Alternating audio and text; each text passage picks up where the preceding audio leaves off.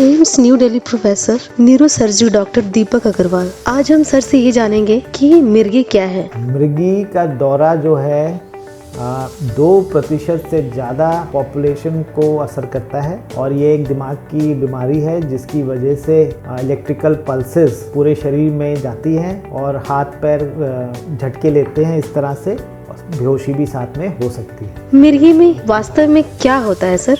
मिर्गी के कई कारण हैं, लेकिन सबसे मुख्य कारण है दिमाग में कोई बीमारी या कोई असंतुलन होना इलेक्ट्रिकल पल्सेस का, जिस वजह से ये दौरे आते हैं और इसको दवाइयों से ठीक किया जा सकता है। सर, ये मिर्गी का मुख्य कारण क्या है? मिर्गी के कई पार्ट्स हैं। जो सबसे कॉमन है, मिर्गी होने से पहले मरीज को पता चल जाता है कि मुझे दौरा आने वाला है, कई बार औरा जिसे कहते हैं। उसके बाद हाथ पैर झटकते हैं और मुंह से झाग निकलता है, जीभ भी कट सकती है और उसके बाद बेहोशी आ जाती है जो कुछ समय के लिए होती है, 15 मिनट से लेके 1-2 घंटे तक। और उसके बाद काफ़ी देर तक कमजोरी महसूस होती है मरीज को और इस पार्ट के बाद वो ठीक हो जाता है। क्या हम मिर्गी के साथ सामान्य जीवन जी सकते हैं? आप बिल्कुल सामान्य जीवन जी सकते हैं। मिर्गी को दवाई से या और भी तरीके हैं, कई तरह की मिर्गी है, उसका सर्जरी भी होती है। और अगर मिर्गी का कारण कुछ और है, जैसे कि दिमाग में प्रेशर बढ़ गया है या ट्यूमर है या इन्फेक्शन है, तो उनका इलाज करने से भी मिर्गी ठीक हो सकती है। लेकिन अगर कोई वजह ना मिले मिर्गी की, तो भी दवाई खाने से आप सामान्य जीवन जी सकते हैं। मिर्गी किस उम्र में शुरू होती है? मिर्गी के लिए कोई उम्र नहीं होती। छोटे बच्चे, 1 साल से छोटे बच्चों को भी मिर्गी हो सकती है, बुजुर्ग को भी मिर्गी हो सकती है। इसलिए जब भी किसी को भी दौरा पड़े, उसका जांच आवश्यक कराना चाहिए।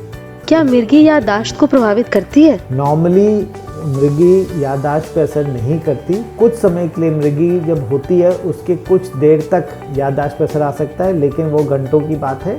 लेकिन हाँ, अगर मिर्गी ऐसी हो जिसमें कि वो कंटिन्यूस होती रहे, जिसे हम स्टेटस एपिलेप्टिकस कहते हैं, तो वो दिमाग पे असर कर सकती है और याददाश्त पे भी असर कर सकती है। सर, ये बताइए, क्या मिर्गी ब्रेन डैमेज के रूप में गिना जाता है? मिर्गी अगर एक ही एपिसोड होता है या 2-3 एपिसोड होते हैं, तो ऐसा नहीं है कि ब्रेन डैमेज के रूप में गिना जाता है। और कंटिन्यूस मिर्गी, जिसे मैंने पहले बताया, जिसे स्टेटस एपिलेप्टिकस कहते हैं, उससे ब्रेन डैमेज होने की शंका है। लेकिन हाँ, अगर किसी व्यक्ति को ब्रेन डैमेज किसी वजह से हुआ है, तो उसके मिर्गी होने के चांसेस बढ़ जाते हैं। मिर्गी व्यवहार को कैसे प्रभावित करती है सर? जिस व्यक्ति को मिर्गी होती है, उसको कई बिहेवियरल चेंजेस देखे गए हैं। डिप्रेशन हो सकता है, एंजाइटी हो सकता है, विड्रॉल हो सकता है और एग्रेशन भी देखा गया है। तो ऐसे व्यक्तियों को बिहेवियरल थेरेपी की भी जरूरत पड़ती है। मिर्गी का सबसे आम इलाज क्या है? सबसे आम इलाज जो है वो है, सबसे पहले आपको अपने न्यूरोलॉजिस्ट या न्यूरोसर्जन को दिखाना चाहिए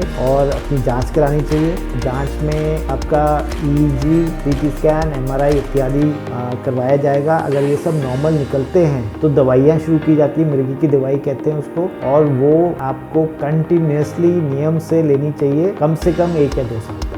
और आखिरी सवाल, मिर्गी को कैसे रोकें? मिर्गी को रोकने का एक ही सबसे अच्छा तरीका है और वो है कि नियम पे दवाई खाना मिर्गी की और उसे मिस नहीं करना। दूसरा है कि आप अपने आप को प्रॉपर्ली इवैल्यूएट या जांच करवाएं, जिससे अगर कोई और कारण है मिर्गी का, वो पकड़ में आए और उसका भी इलाज कर सकें।